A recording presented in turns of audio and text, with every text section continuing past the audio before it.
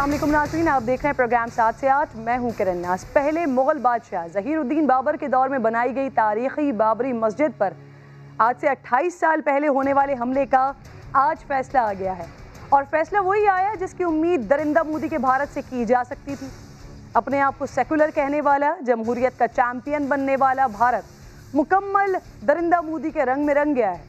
सरकार, रियासत, अदालत, मीडिया, सहाफ़त, अस्पताल, पुलिस, हर महकमा भारत को हिंदुत्व का पुजारी बनाने के मिशन पर है। दूसरे मज़ाहिब किस तकलीफ़ में हैं, उनके जज्बात मजरूह होते हैं। बेहिस जंगली पार्टी और इसके हवारियों को इससे कोई गर्ज नहीं है। तवील तारीख़ है, कुछ मुख्तसर करके आपको बताती हूँ। बाबरी मस्जिद पर भारत की अदालत में 2 मुकदमे आए। ज़मीन की मिल्कियत के मुकदमे में सुप्रीम कोर्ट ने लास्ट ईयर नवंबर में फ़ैसला सुनाया था कि वो मंदिर की ज़मीन थी। 2 महीने पहले दरिंदा मोदी वहाँ राम मंदिर का संगे बुनियाद भी रख चुके हैं। 6 दिसंबर 1992 को अयोध्या में लाखों आरएसएस के कारिंदे पूरे मुल्क से जमा हुए थे। सैकड़ों गुंडे बेलचों और हथौड़ों के साथ मस्जिद की तरफ बढ़े थे। पुलिस और नीम फौजी दस्ते पीछे हटते रहे थे। दोपहर तक बाबरी मस्जिद के 3 गुंबद शहीद किए जा चुके। इस वाक़े के बाद भारत की कई रियासतों में फसादात फूट पड़े थे, जिनमें हिंदुस्तानी सरकार के मुताबिक तकरीबन 2000 अफराद मारे गए। आज 3 दहाइयों बाद अदालत ने बाबरी मस्जिद के नामजद मुल्ज़िमान को ये कहकर बरी कर दिया कि बाबरी मस्जिद का इन्हिदाम किसी बाकायदा मंसूबे के तहत नहीं हुआ। इस मुकदमे में बीजेपी समेत भारत के सीनियर सियासतदान नामजद थे। बीजेपी का LK अडवाणी, वो शख्स जिसने बाबरी मस्जिद के मकाम पर राम मंदिर बनाने के लिए अपनी नज़रियाती तंजीम RSS के इश्तराक से मुहिम शुरू कर रखी थी। अडवाणी ने बाबरी मस्जिद को कौमी कलंक तक करार दिया था। उसी अडवाणी और उस जैसी दरिंदा सोच रखने वाले 32 अफराद को आज अदालत ने बेगुनाह कहकर बरी कर दिया है। लखनऊ की सेशन अदालत कैसे मुसलमानों के हक में फैसला दे सकती थी कि जब हाकिम खुद गुजरात का कसाब हो। प्रोग्राम में आपको खुशामदीद कहूँगी नाज़रीन। हुकूमत के नवाज शरीफ साहब को वापस लाने के पुख्ता इरादों के बावजूद उनके वारंटी गिरफ्तारी की तामील नहीं हो सकी है। एवनफील्ड और अल-अज़ीज़िया रेफरेंस में आज इस्लामाबाद हाई कोर्ट को बताया गया है कि नवाज शरीफ ने वारंटी गिरफ्तारी वसूल करने से इनकार कर दिया है। कौंसिल अताशी वारंट लेकर एवनफील्ड गए, लेकिन किसी ने वसूली नहीं किया। फिर हसन नवाज के सेक्रेटरी की दरख्वास्त पर दोबारा वारंट लेकर गए, लेकिन फिर भी किसी ने वारंट वसूल नहीं किए। जस्टिस मोहसिन कयानी ने रिमार्क्स दिए हैं कि नवाज शरीफ सारे सिस्टम को शिकस्त देकर बाहर गए। वो बाहर बैठकर हुकूमत और इस मुल्क पर हंसते होंगे। मुजरिम का बैरून मुल्क चले जाना पूरे निज़ाम की तज़हीक है। आइंदा हुकूमत को भी सोचना चाहिए। नैब प्रोसिक्यूटर ने कहा मुलजिम खुद को जानबूझकर छुपा रहा है, जिस पर जस्टिस आमिर फारूक ने कहा कि मुलजिम तो पूरी कौम से खिताब कर रहा होता है। और आज फिर मियाँ साहब ने एक और खिताब किया नाज़रीन। नून लीग के आला सतही इजलास में उन्होंने कहा कि हम अंग्रेज़ों की ग़ुलामी से निकलकर अपनों की ग़ुलामी में आ गए हैं। पार्लियामेंट को कोई और चला रहा है। कहते हैं कौम ने जुल्म के खिलाफ खड़े होने का फैसला कर लिया तो तब्दीली बरसों में नहीं, हफ्तों में आएगी। हमें अपने आप से पहले ये पूछना चाहिए तो कुछ पाकिस्तान में हो रहा है वो सब सही है? इलेक्शनों में जो धांधली हुई है वो सही है? जो धांधली हुई है क्या उसको हम कबूल कर लें? आज आप किसी का हक छीन कर किसी और को दे देते हैं। पार्लियामेंट को एक कठपुतली और रबर स्टैम्प पार्लियामेंट बना दिया। कोई इंसान का ज़मीर भी होता है, कोई इंसान की सेल्फ रिस्पेक्ट भी होती है।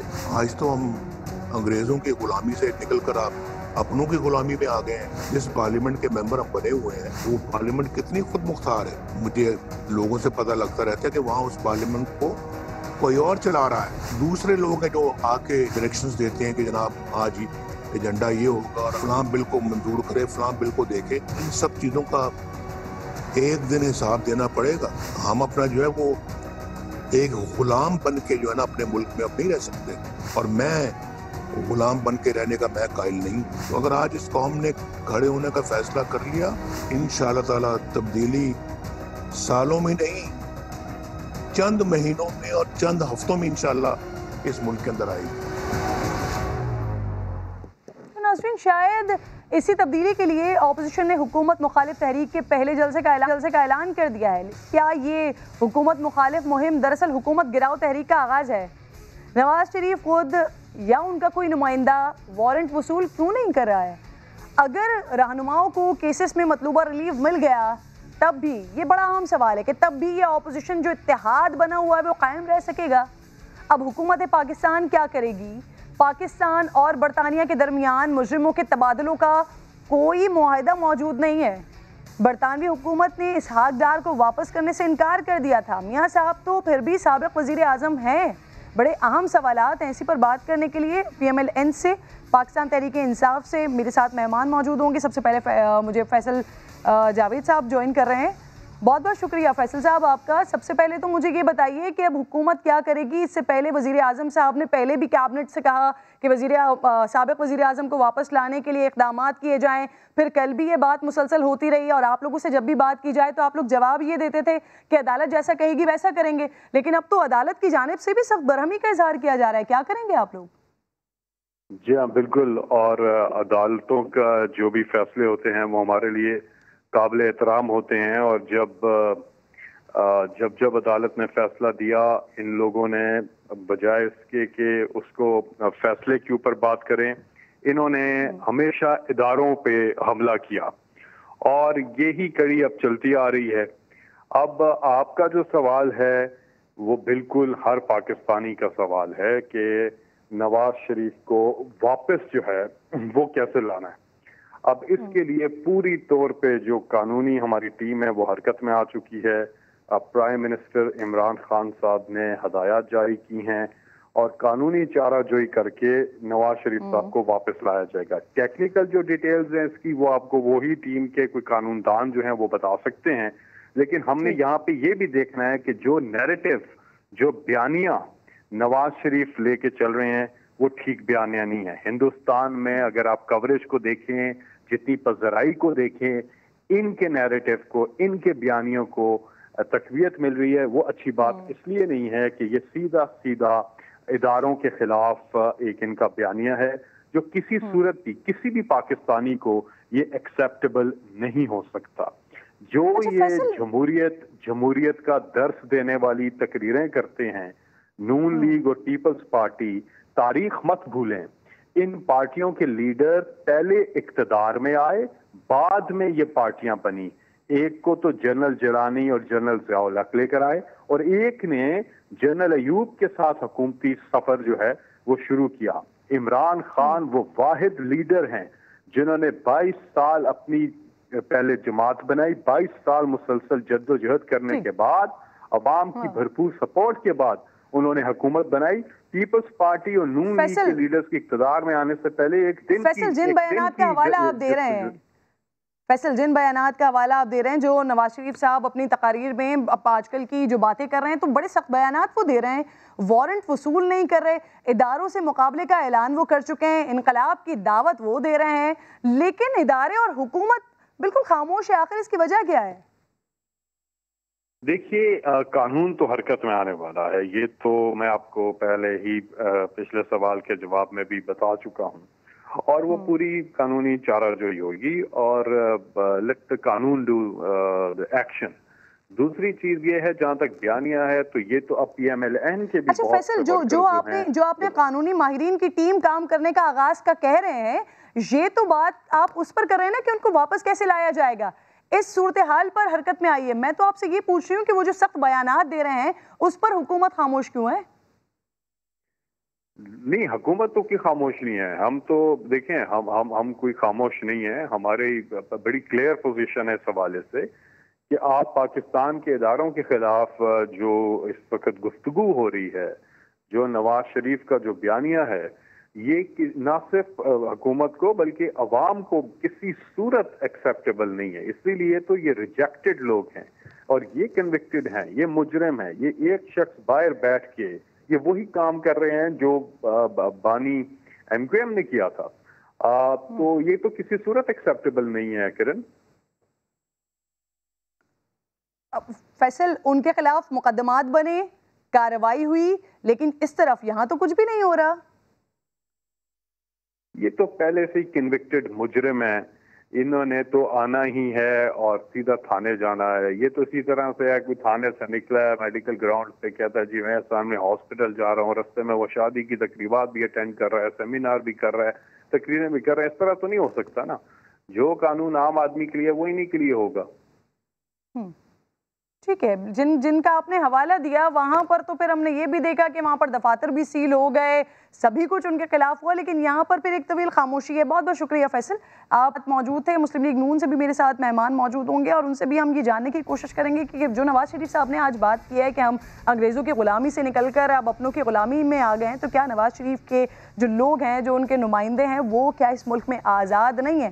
تو ناظرین، پاکستان کی تاریخ رہی ہے، جس سیاسی جماعت نے الیکشن میں شکست کھائی ہے اس نے دھاندلی کا الزام لگا دیا ہے، پھر بڑھتے بڑھتے معاملہ قومی اداروں پر تنقید تک پہنچ جاتا ہے. آج اپوزیشن میں موجود جماعتیں جس طرح اداروں کو دھمکیاں باقاعدہ، ماضی میں اس کی کوئی مثال نہیں ملتی. الطاف حسین نے اداروں کو للکارا باقاعدہ، اس کا کیا حال ہوا سب نے دیکھا. لیکن آج نواز شریف صاحب بڑا کھل کر اداروں کو تنقید کا نشانہ بنا رہے ہیں، بلکہ اب تو وہ باقاعدہ مقابلے بازی کی بات کر رہے ہیں، مقابلے کا اعلان کر رہے ہیں. لیکن جو لفظ بول کر الطاف حسین مردود ہوئے، نواز شریف ان سے مقبول کیوں ہیں؟ نواز شریف صاحب کی دھمکیاں تو پھر بھی ناظرین ڈھکی چھپی ہیں. جمعیت علماء اسلام کے سربراہ مولانا فضل الرحمان صاحب تو بڑا کھل کر دھمکا رہے ہیں، جو امریکہ کا افغانستان میں حال ہوا وہ پاکستان میں ہمارے اداروں کا ہوگا. توبہ استغفر اللہ. سنیے ذرا. امجد شعیب صاحب مجھے پروگرام میں جوائن کر چکے ہیں. امجد شعیب صاحب بہت بہت شکریہ سر آپ کے وقت کا. مجھے بتائیے، نواز شریف صاحب کے اداروں پر کھل کر تنقید کم تھی سر، جو مولانا فضل الرحمان صاحب قومی اداروں کو باقاعدہ دھمکیاں دے رہے ہیں، لیکن حیران کن طور پر حکومت اور ادارے خاموش ہیں. سر کیا وجہ سمجھ آتی ہے آپ کو اس کی؟ الرحمن الرحیم. دیکھیے، یہ دونوں حضرات جو ہیں، یہ بہت ان کا کیس مختلف ہے الطاف حسین سے، اس نقطہ نگاہ سے کہ الطاف حسین ایک شہر سے بات کرتے تھے، ایک شہر میں ان کا کنفائن تھا، کراچی تک. اب یہ ان لوگوں کے ٹینٹیکل جو ہیں وہ کافی علاقوں میں پھیلے ہوئے ہیں، چنانچہ ان کے لیے کوئی نہ کوئی اسٹریٹجی مختلف ہونی چاہیے جہاں یہ انتشار نہ پھیلا سکیں. کیونکہ ایک چیز واضح ہے کہ ان لوگوں کے ذہنوں میں سوائے اپنے ذاتی مفاد کے اور کوئی چیز نہیں ہے. وہ مفاد ملک کے مفاد کے اوپر حاوی ہے اور یہ کسی بھی حد تک جا سکتے ہیں، تباہی مچا سکتے ہیں اس طرح کہ لوگوں میں انتشار پیدا کر کے تو ملک میں ایک لا لیسنس کریٹ کر دیں. یہ چیز ہو سکتی ہے. اور پھر جب حکومت سختی کرے گی تو پھر رونا رویا جائے گا کہ جناب ہمارا تو جمہوری حق تھا کہ ہم احتجاج کرتے. تو یہ ایک تھوڑی سی مختلف سچویشن ہے جس کو ہینڈل کرنے کے لیے حکومت کو ایک حکمت عملی بنانی ہوگی.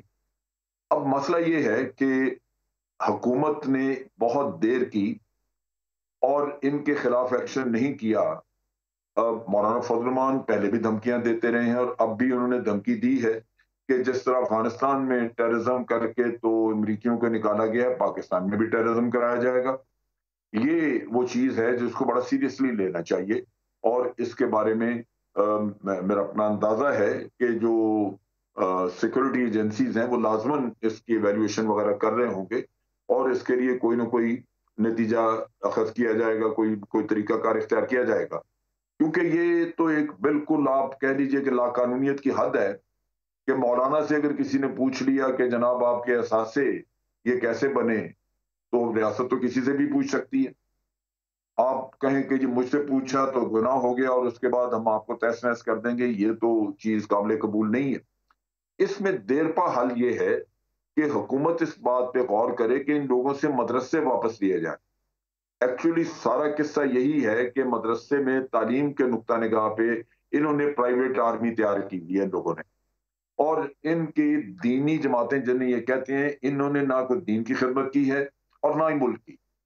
ان کی نیوسنس ویلیو ضرور ہے کہ اگر یہ کوئی نعرہ ایسے لگا دیں ختم نبوت کا یا کوئی نعرہ نظام مصطفیٰ کا تو آپ دیکھیے کہ اس سے کتنا انتشار پیدا کر دیں گے. لہذا ان کا ایک ہمیشہ کے لیے ایک انتظام کرنا چاہیے اور ان کی جو ایک پرائیویٹ آرمی ہے اس کو ختم کرنے کی ضرورت ہے اور وہ ان سے مدرسوں کا انتظام لے لینا چاہیے. دوسرے کوئی قانون بننا چاہیے ملک میں کہ جس کا جی چاہتا ہے وہ مدرسہ کھڑا کر کے تو اپنی 1.5 اینٹ کی مسجد بنا کے پھر ایکسپلائٹ کرتا ہے. یہ کام بند ہونا چاہیے. کوئی بھی مدرسہ حکومت کی منظوری کے بغیر نہیں بننا چاہیے. تو یہ میرا خیال ہے ان کے ضروری ہوگا. لیکن جہاں تک نواز شریف صاحب کا تعلق ہے وہ اس سے بھی زیادہ سیریس ہے اس لحاظ سے کہ پچھلے 20 سال سے نواز شریف صاحب جو ہیں وہ افواج پاکستان اور انڈائریکٹلی آپ کہہ لیجئے کہ ملک کے خلاف سازشیں کر رہے ہیں. جب سے جنرل مشرف نے نکالا تو اس کے بعد سے 20 سال ہو گئے ہیں وہ اپنی دشمنی اپنا دکھ نہیں بھولے. جب تقریر کریں کچھ بات کریں اس میں سب سے پہلے اپنا رونا روتے ہیں کہ ایک الیکٹڈ پرائم منسٹر کو بندوق کی نالی کے نشانے پہ نکال دیا گیا. کبھی انہوں نے اپنے اندر جھانک کے دیکھا ہے کہ ہر کسی کے ساتھ ان کا مسئلہ بنا. غلام اسحاق خان تو فوجی نہیں تھا. اصل چیز یہ ہے کہ ان کے اندر ایک لالچ ہے کہ میں ایک ایسی حکومت ایک ایسی طاقت لے کے بیٹھوں جو بالکل ایک مطلق عنان بادشاہ کے پاس ہوتی ہے اور کوئی پوچھ نہ سکے. مولانا فضل الرحمان صاحب کے حوالے سے یعنی آپ یہ کہہ رہے ہیں کہ وہ بہت طاقتور ہیں جس کی وجہ سے ان پر ہاتھ نہیں ڈالا جا رہا؟ طاقتور نہیں کہنا چاہیے. ریاست سے زیادہ طاقتور کوئی نہیں ہوتا. لیکن وہی بات آ جاتی ہے کہ لوگ تو اپنے ہیں. آپ انتشار نہیں چاہیں گے. آپ نہیں چاہیں گے کہ اپنے لوگوں میں مار داڑ ہو کیونکہ مولانا تو سمجھداری کا ثبوت نہیں دے رہے. جو انہوں نے دھمکی دی ہے اس میں وہ خون خرابے کی بات کر رہے ہیں.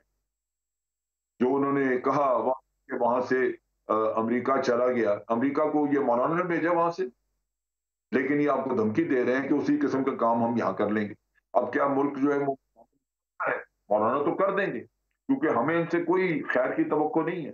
یہاں پہ جتنے بھی لوگ موجود ہیں جو سیاست کر رہے ہیں وہ اپنے طور پہ اپنے مفادات کی سیاست کر رہے ہیں. ان کو ملک کے ساتھ کوئی تعلق نہیں ہے. جے یو آئی فے کے حوالے سے خبر آئی تھی سر یہ کہ افغانستان میں وہ ملا عمر کے لیے مسلح کارکنان کو بھیجنے کا ارادہ رکھتے تھے. کیا اب انہیں کے زور پر اداروں کو دھمکیاں دی جا رہی ہیں؟ کیا اداروں کو دھمکیاں دینا یہاں پہ جو ان کے دیکھیں اگر خالی احتجاج بھی کریں تو ان کے مدارس میں بہت لوگ ہیں, بہت سارے لڑکے ہیں, بچے ہیں, ینگ لڑکے ہیں, ان کو مروا دیں گے. کیا ملک کے لیے وہ اچھا ہے؟ لازماً حکومت یا آپ کے ادارے یہ کبھی نہیں چاہیں گے کہ اپنے لوگوں کو اس طرح مار دیا جائے, لیکن مولانا تو یہ کرنے کو تیار ہو جائیں گے. اصل چیز یہ ہے وہ بھی تو ہمارے بچے ہیں جو مدرسوں میں پڑھ رہے ہیں لیکن وہ ان کو گمراہ کیا جائے. امجد صاحب سر نون لیگ کھل کر قومی موقف کی بھی خلاف ورزی کرتی رہی ہے سر. کبھی 65 کی جنگ کو کہتے ہیں کہ ہار گئے, اسی طرح کارگل پر بھی کہتے ہیں کہ ممبئی حملوں میں بھی ہمارے اداروں کو بدنام کرنے کی کوشش کرتے ہیں, لیکن سر پھر بھی ان پر کوئی کیس نہیں بنتا, انہیں کوئی روکتا نہیں ہے. سر یہ بات آپ کی درست ہے, کیس بننے چاہیے, لیکن ایک چیز آپ دیکھیے کہ ان لوگوں نے کام کیا کیا آپ کے ملک کے ساتھ. زرداری صاحب نے, زرداری گروپ نے, اور انہوں نے 10 سال میں آپ کا ہر ادارہ برباد کر کے رکھ دیا ہے.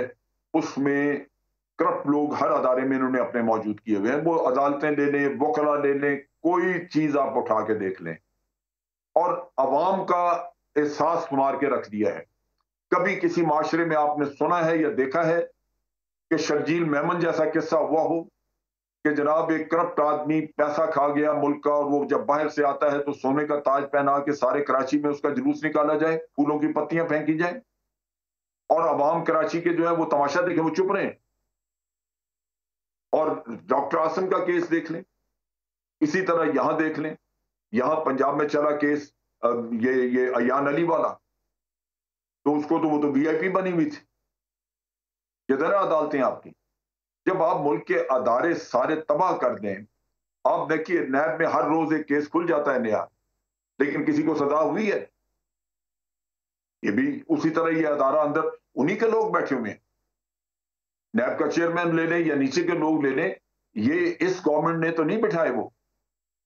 تو اصل چیز یہ ہے کہ انہوں نے جو اپنے مفاد کے لیے ملک کو تباہ کیا ہے وہ یہ ہے کہ ہر ادارے میں کرپٹ اور ان کے لوگ بیٹھے ہیں. آج آپ کا وزیر اعظم اکیلا کرپشن کے خلاف بات کرتا ہے, باقی سارا ملک جو ہے وہ کرپشن کی حمایت میں بات کرتا ہے. ورنہ اگر ان میں شعور ہو تھوڑا بہت تو نواز شریف کے پیچھے کھڑے ہو کیا. سر موجودہ اپوزیشن یہی تو الزام اداروں پر لگاتی ہے کہ سسٹم کی ساری خرابی کی وجہ یہی ہے سر, کیونکہ 70 سالوں سے جمہوریت کو پھلنے پھولنے تک نہیں دیا گیا.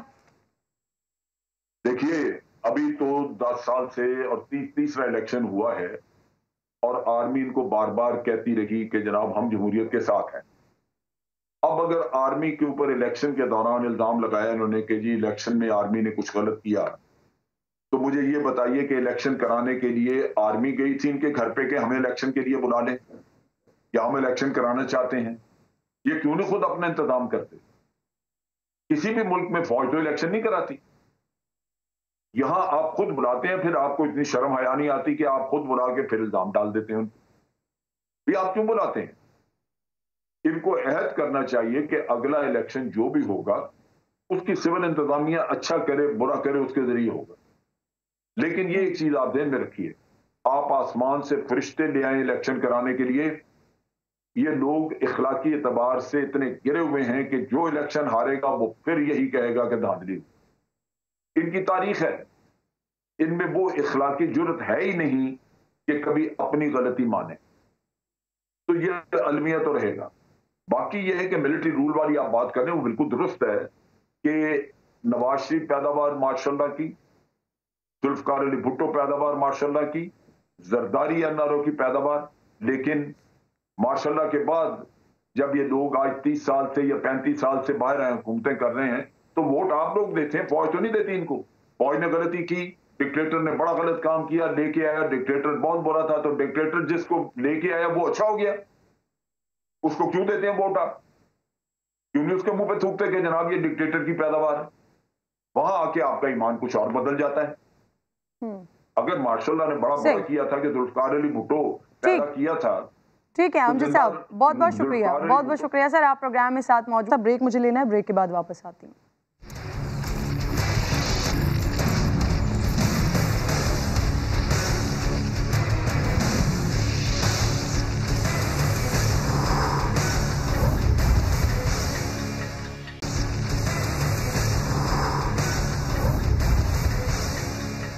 ویلکم بیک ونس اگین ناظرین. سندھ کے عوام حالیہ بارشوں اور سیلاب سے دربدر ہیں، لیکن سندھ سرکار کو عوام کے بجائے جانوروں کی زیادہ فکر ہے. 2 دن پہلے میں نے پروگرام میں آپ کو بتایا تھا کہ جانوروں کے لیے سندھ حکومت نے آؤٹ سائڈ بجٹ سے 62 کروڑ روپے جاری کیے ہیں، جس میں سے صرف 22.5 کروڑ روپے کی مچھردانیاں خریدی جائیں گی جن کی فی عدد مالیت 9,000 روپے، اور اس سے آگے 25 کروڑ کی رقم سے مویشیوں کا چارہ اور دیگر ضروریات بھی پوری کی جائیں گی. یعنی سندھ کے عوام ملیریا اور ڈینگی کے وار سے بچیں یا نہ بچیں، لیکن جانور مچھردانیوں میں آرام فرمائیں گے. ناصر حسین شاہ صاحب مجھے جوائن کر چکے ہیں پروگرام میں آپ کو خوش آمدید کہوں گی. ناصر صاحب، سر سیلاب متاثرہ علاقوں کے جانوروں کے لیے جو مچھردانیاں خریدی جائیں گی، سر ان کی فی عدد قیمت تقریباً 9,000 روپے بنتی ہے. تو ناصر صاحب، یہ 22 کروڑ کی کون سی اسپیل مچھردانی خرید رہے ہیں آپ لوگ سر؟ بسم اللہ الرحمن الرحیم، اللہم صلی علی محمد وآل محمد.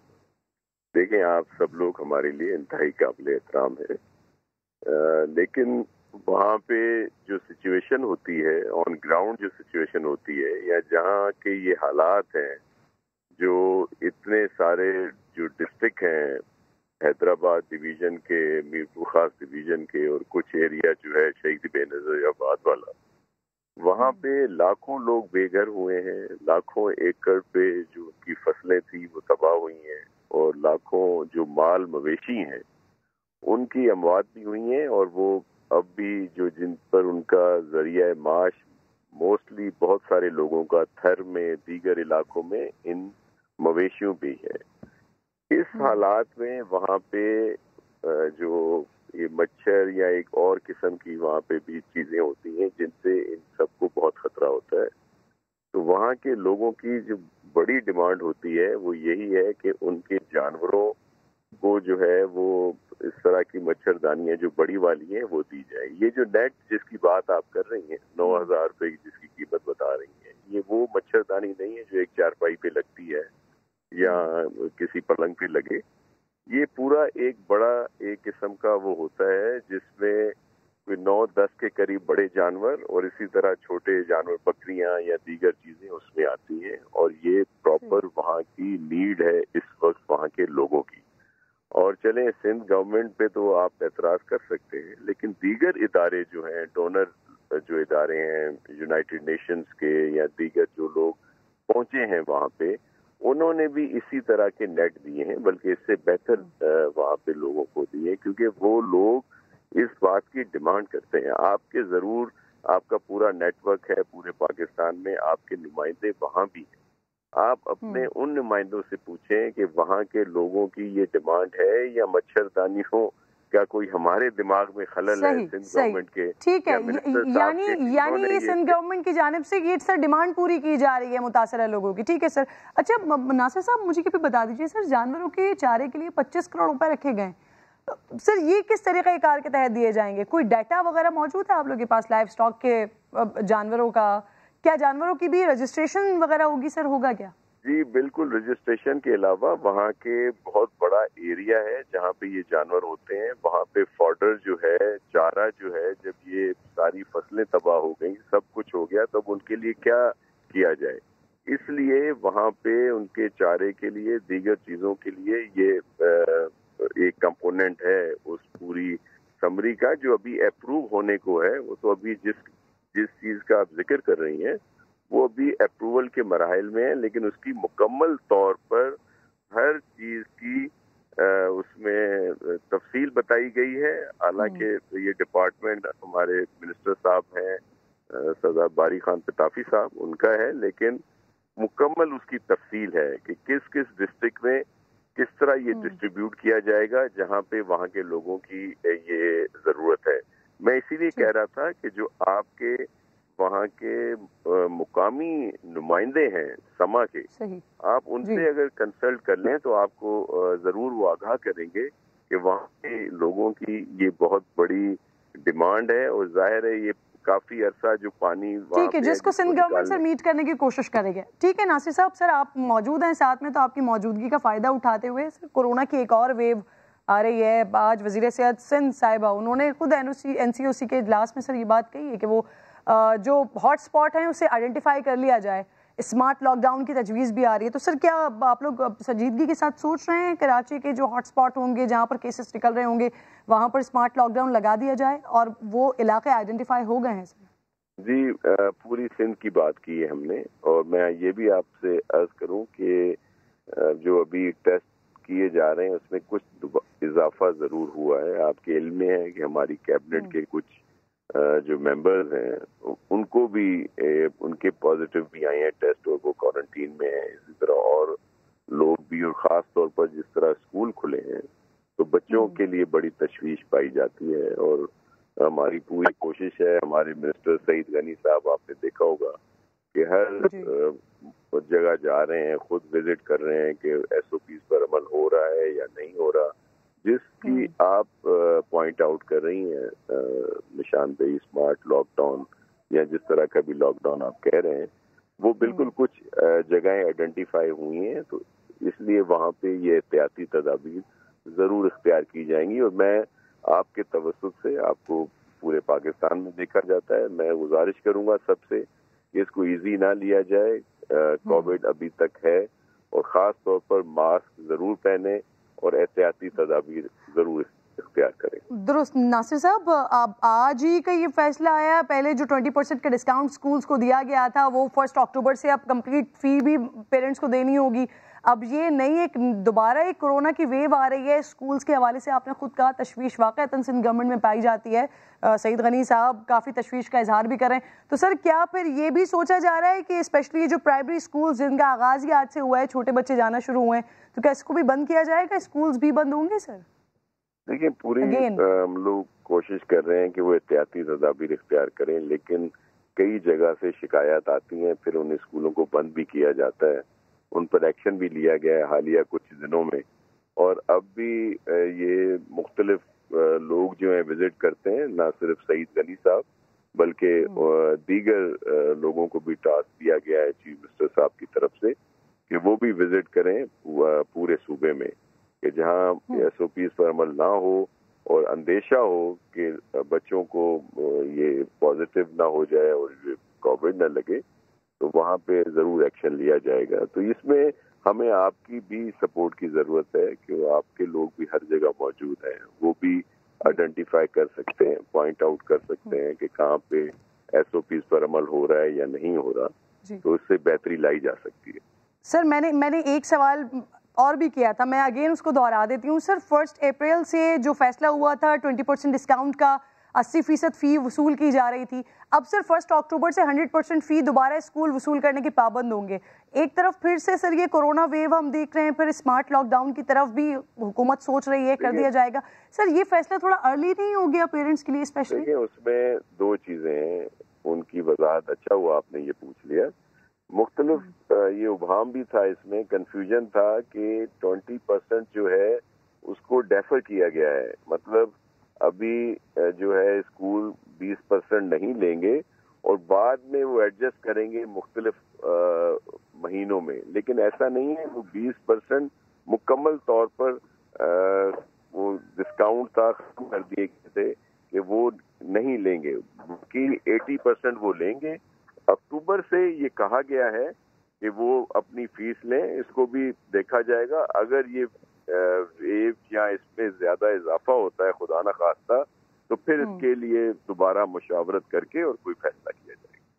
ٹھیک ہے, یعنی کہ یہ آپشن بھی موجود ہے سر کہ یہ والا جو 20% والا ہے 80% فیس والا ہے وہ ریوائز بھی ہو سکتا ہے سر, اگر اسکولز بند ہوتے ہیں آپ اسمارٹ لاک ڈاؤن کی طرف جاتے ہیں. بالکل ہو سکتا ہے. ٹھیک ہے, بہت بہت شکریہ ناصر صاحب, آپ ساتھ موجود تھے. ایک چھوٹا سا بریک کے بعد واپس آتی ہوں.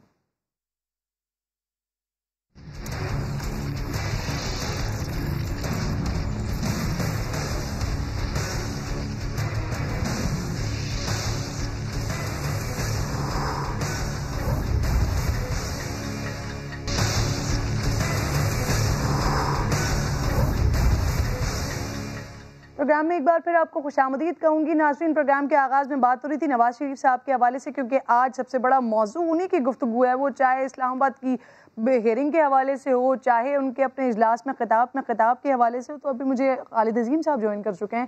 خالد عظیم صاحب, شکریہ آپ کا. سر مجھے یہ بتائیے, میاں صاحب, ان کی جماعت, لوگ ان کے ٹاک شوز میں بیٹھ کر, دیگر خطاب میں بیٹھ کر عدلیہ کے حوالے سے, ان کے ریمارکس کے حوالے سے, نیب کے حوالے سے بہت زیادہ باتیں کرتے رہے, بہت زیادہ واویلا کرتے رہے. آج جو ریمارکس نواز شریف کے حوالے سے عدالت کی جانب سے سامنے آئے, اب مسلم لیگ نون اپنے آپ کو کس طرح سے ڈیفینڈ کرے گی سر؟ کرن دیکھیں, سیاستدانوں کے پاس ڈیفینڈ کرنے کے مختلف طریقے ہوتے ہیں. وہ کبھی کسی بات کو کسی انداز میں لے لیتے ہیں, کسی چیز کو کسی طرح بھی ٹویسٹ کر لیتے ہیں. لیکن اصل بات ہم تو کریں گے عدالت کی. عدالت میں آج جو ہے وہ ایک پرسیپشن سامنے آ گیا ہے کہ عدالت سوچ کیا رکھتی ہے نواز شریف صاحب کے حوالے سے. اور ایک طرح سے کہا جا سکتا ہے کہ انہوں نے آج اس بات کو تو سرے سے مسترد کر دیا ہے کہ جی نواز شریف بیمار ہیں اور علاج کے لیے وہ وہاں پہ موجود ہیں. انہوں نے بہت کلیئر لفظوں میں کہہ دیا کہ جو ان کی سرگرمیاں ہیں ان سے لگتا نہیں ہے کہ وہ کوئی بیمار ہیں. وہ تو سر عام ساری گفتگو بھی کر رہے ہیں, لوگوں کو خطاب کر رہے ہیں, پوری پاکستان کو خطاب کر رہے ہیں. اور دوسرے لفظوں میں انہوں نے ساتھ یہ بھی کہہ دیا کہ ان کا جو باہر جانا ہے, یوں لگتا ہے کہ انہوں نے پورے نظام کو جو ہے وہ ڈیسیو کیا ہے اور اس کو شکست دے کے وہ بیرون ملک چلے گئے. اب ایک تو یہ پرسیپشن بہت واضح ہو گیا. اگر اس پرسیپشن کو زائل کرنا ہے, اس تاثر کو زائل کرنا ہے, تو نواز شریف صاحب کو بہت ٹھوس قسم کے ثبوت جو ہیں وہ سامنے رکھنا ہوں گے.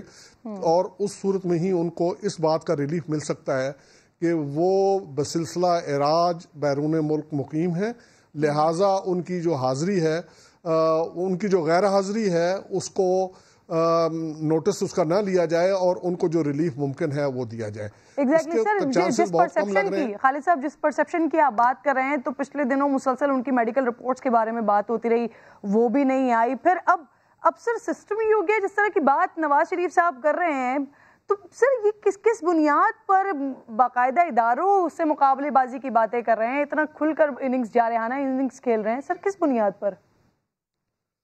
دیکھیں, وہ ان کو محسوس یہ ہوتا ہے کہ ان کا پولیٹیکل سروائیول اسی میں ہے کہ وہ آل آؤٹ جائیں اور وہ اس بات کو اسٹیبلش کرنے کی کوشش کریں کہ وہ مزاحمتی سیاست کر رہے ہیں. لیکن وہ جو پچھلے دنوں کی بات سے آپ کمپیئر کر رہے ہیں اس میں اور آج میں فرق ہے, اور وہی فرق یہ ہے کہ آج بہت واضح لفظوں میں جج صاحبان نے, خاص طور پہ جسٹس محسن اختر کیانی جو ہیں, انہوں نے تو بہت کھلے لفظوں میں کہہ دیا کہ وہ ان کی جانب سے لیا گیا جو ڈیفینس ہے اس کو وہ تسلیم نہیں کر رہے, اور اب وہ صرف ایک ضابطے کی کارروائی پوری کرنا چاہتے ہیں تاکہ کہیں پہ نواز شریف صاحب جو ہیں ان کو آئین کے آرٹیکل 10A کے تحت جو ڈیو پروسیس اور فیئر ٹرائل والی بات ہے اس کی وہ آڑ نہ لیں. اس کی وجہ سے وہ اتمام حجت کرنا چاہتے ہیں کہ وہ ہمارے جو وہاں پہ عطاشی ہیں جن کے توسط سے ان کے وارنٹ جو ہیں ان کی تعمیل کے لیے وہ وہاں پہ گئے تھے ان کا بیان ریکارڈ کریں گے, اور بیان ریکارڈ کرنے کے بعد پھر اس کے بعد ان کے پاس اس بات کا مکمل جو ہے وہ آ جائے گا کہ اب کہیں پہ نواز شریف صاحب یہ پلی نہیں لے سکتے کہ مجھے سنا نہیں گیا, مجھے موقع نہیں دیا گیا, یا میرے حوالے سے کارروائی پوری نہیں کی گئی. اور اس کے بعد توقع یہی ہے کہ اگلے جو پیشی ہے اس میں وہ بیان ریکارڈ کرنے کے بعد عدالت اس پوزیشن میں آ جائے گی کہ وہ اس کا کوئی حکم جاری کر سکے.